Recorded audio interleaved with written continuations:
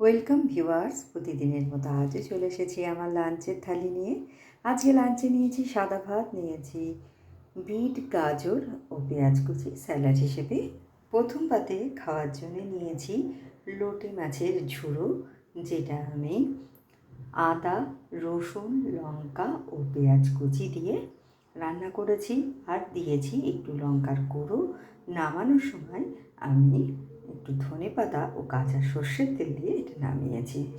নিয়েছি গোল গোল শ্বশুর চাকা করে কাটা পটল ভাজা, তার সাথে খাওয়ার জন্য নিয়েছি ডাল, যেটা আমি উচ্ছে ও পেঁপে দিয়ে রাঁধুনি ফোড়ন দিয়ে রান্না করেছি।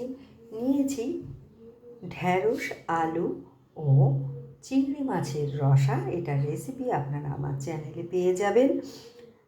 এটা প্রথমে চিংড়ি মাছগুলোকে ভেজে তুলে নিয়ে ওই তেলে কালো জিরে, শুকনো লঙ্কা ফোড়ন দিয়ে টমেটো ভাজা ভাজা করে আদা, জিরে, ধনে, লঙ্কা বাটা দিয়ে আমি এটা তৈরি করেছি। আর নামানোর সময় একটু গরম মশলার গুঁড়ো আমি এতে দিয়েছি। আর শেষ পাতে খাওয়ার জন্য নিয়েছি টক দই।